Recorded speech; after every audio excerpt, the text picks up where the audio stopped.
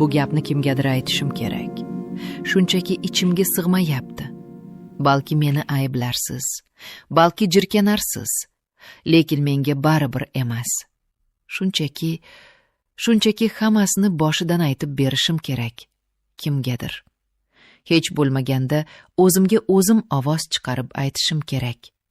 Chunki bu jimlik meni ichimdan yeb tamom qiladi. Hammasi bir oy oldin boshlandi. O'sha manfur, o'sha sovuq kechada. Erim Akmal bilan turmush qurganimizga 5 yil bo'lgandi. 5 yil. Bu vaqt ichida nimalarni ko'rmadim deysiz. Avvaliga hammasi yaxshi edi. Sevgi, ehtiros, kelajakka umidlar. Biz farzandli bo'lishni juda xohlardik. 1-yil o'tdi, 2-yil o'tdi. Shifokorlar, tabiblar, duolar, hech narsa yordam bermadi. Shifokorlar oxiri aniq tashxisni qo'yishdi. Muammo Akmalda edi. U hech qachon ota bo'la olmasdi. O'sha kunni eslayman. Akmal klinikadan qovog'i osilib kelgandi. Men uni ovutmoqchi bo'ldim. Hammasi yaxshi bo'lishini, biz bir-birimiz uchun yashashimizni, farzand asrab olishimiz mumkinligini aytdim. U esa meni sovuq itarib tashladi. Uning ko'zlarida men ilgari hech ko'rmagan bir sovuqlik, bir begonalik bor edi. Shu kundan boshlab oramizdagi jarlik kattalashib bordi. U men bilan deyarli gaplashmas, ishdan kech kelar, ba'zan umuman kelmasdi. Yutog'imiz muzlab qolgandi. U menga qo'l tekkizmasdi. Men esa uni bezovta qilishga qo'rqardim. Uning dardi og'irligini, erkaklik g'ururiga qattiq shu bir ogiz so'z menga qanchalar dalda bo'lardi. O'sha kecha Akmal ishdan juda kayfsiz keldi. Kechki ovqatni jimgina yedik. Men nimadir deyishga ogiz juftlagandim, u qo'li bilan jim ishorasini qildi. Yuragim bir xavotirni sezdi. Kechasi yotoqqa kirganimizda u chiroqni o'chirmadi. O'rniga turib deraza oldiga bordi va tashqariga tikilib turaverdi. Uning yo'lkalari siqilgan, butun vujudi tarang edi. Men bir qarorga keldim, dedi u oradagi uzoq sukunatdan so'ngan, hamon menga o'girilmay. Uning ovozi g'alati, bo'g'iq edi. Men javob bermadim. Nima deyishini kutdim. Bizga farzand kerak. Mening zurriyodim. Mening qonimdan bo'lgan bola kerak. Yuragim urushdan to'xtaganday bo'ldi. Akmal, axir shifokorlar, menga shifokorlarning gapini aytma, dedi u keskin o'girilib. Uning ko'zlari yo'nardi. Menga mening bolam kerak. Shu uyda, shu hovlida Rahimovlarning avlodi davom etishi kerak. Men nima deyishni bilmasdim. U jinni bo'lib qolganmidi? Buning qanday iloji bor, deya pichirladim. U chuqur nafas oldi. Yana derazaga o'girildi. Iloji bor, faqat sen rozi bo'lishing kerak. U bir muddat jim qoldi. So'z topolmay qiynalayotgani sezilib turardi. Keyin aytdi. O'sha dahshatli so'zlarni aytdi. U otasi bilan, u dadam bilan. Men ishonmadim. Quloqlarimga ishonmadim. Bu qandaydir telbalarcha hazil, dahshatli tush bo'lsa kerak deb o'yladim. Ota-onangning yuziga qanday qaraysan? Bepusht deb nom olib, bir umr yolg'iz o'tasanmi? Uning tahdidlari, uning sovuq nigohi, uning shafqatsiz so'zlari meni sindirdi. Menda hech qanday kuch qolmadi. O'rnimga o'tirib qoldim. Yig'layverib ko'zlarimda yosh ham qolmagandi. U esa xonada u yoqdan bu yoqqa yurarkan rejasini tushuntirardi. Go'yoki bu oddiy bir ish, oddiy bir kelishuvdek. U otasi bilan gaplashganini, uni zo'rg'a ko'ndirganini aytdi. Dadam ham avvaliga dahshatga tushganmish, lekin o'g'lining yalinchlari, avlodni davom ettirish istagi, oxiri rozi bo'lganmishlar. Bu so'z miyimda qayta-qayta aylanardi. O'sha kecha men uchun o'lim edi. Akmal xonadan chiqib ketdi. Ozginadan so'ng eshik ortida qadam tovushlari eshitildi. Yuragim shu qadar qattiq urardiki, hojir yorilib ketadiganday edi. Eshik ohista g'iyqillab ochildi va ostonada qaynotam paydo bo'ldilar. Ularning yuziga qaray olmadim. U ham menga qaray olmayotgandi. Boshlari egik, yelkalari tushib ketgandi. U kishida men har doim ko'radigan o'sha mag'rurlik, o'sha viqordan asar ham yo'q edi. U butunlay sinib qolgan. O'g'lining telbaligi oldida ilojsiz qolgan bir ota edi xolos. U xonaga kirdi, lekin menga yaqinlashmadi. Uzoqroqda turib, juda past ovozda, deyarli pichirlab gapirdi. U bu ishga rozi bo'lmaganini, lekin ertasiga men o'rnimdan tura olmadim. Butun tanam og'rirdi. Lekin undan ham ko'ra ruhim mayib bo'lgandi. Akmal ertalab xonaga kirdi. Yuzimga qaramadi. Dadam bilan gaplashdim. Bu endi har kecha takrorlanadi. Toki homilador bo'lguningcha, dedi va chiqib ketdi. Shu tariqa mening jahannamim boshlandi. Har kecha Akmal o'z xonasiga kirib ketar, men esa titroq ichida kutardim va qaynotam kelardilar. Har safar o'sha egik bosh, o'sha gunohkor nigoh bilan. Biz gaplashmasdik. Butunlay jimlik. Faqat nafaslar, xo'rsiniqlar, lekin asta-sekin nimadir o'zgara boshladi. Men buni qanday tushuntirishni bilmayman. Buni aytishga ham uyalaman, lekin bu haqiqat. 3 yoki 4 kecha edi.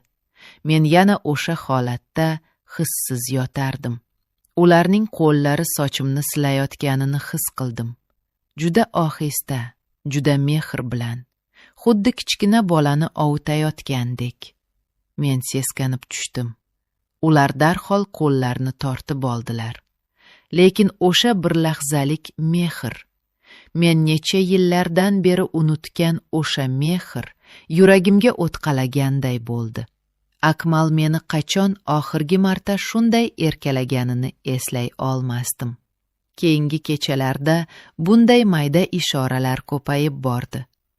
Ular kelganida yonimga bir stakan suv qo'yib ketardilar. Yoki yo'lkamga tushib qolgan sochlarimni ohista olib qo'yardilar. Ularning qo'llari dagal, mehnatdan qavargan.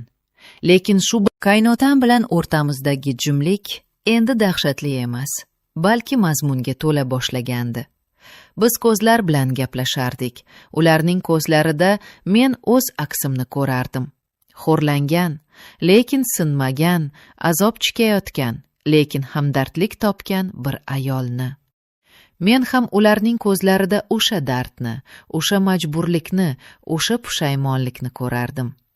Biz bir gunohning 2 jinoyatchisi emas, balki bir taqdirning 2 qurboni edik. Bir hafta o'tdi, keyin ikkinchisi. Men o'zimni g'alati his qila boshladim. Men endi kechalaridan qo'rqmasdim, aksincha, kutadigan bo'ldim. Ha, uyalib aytaman, lekin men kutardim.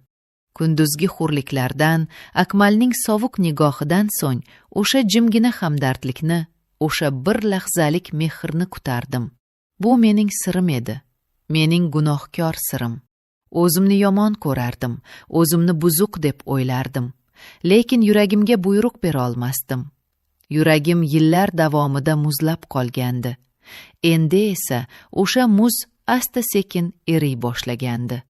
Ularning nafaslarini eshitish, qadoq qo'llarining taftiyini his qilish menga bir xotirjamlik berardi. Ular hech qachon ortiqcha harakat qilmasdilar. Hammasi juda vazmin, juda andishali edi. Bu ehtiros emasdi. Bu undan ham chuqurroq bir narsa edi. Bu 2 yolg'iz, baxtsiz insonning bir-biriga talpinishi edi. Ular menga ayolligimni eslatdilar.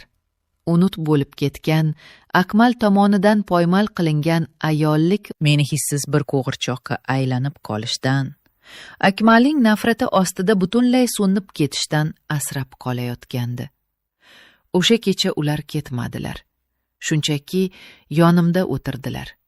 Yelkamdan ohista quchib, boshimni ko'kslariga qo'ydilar.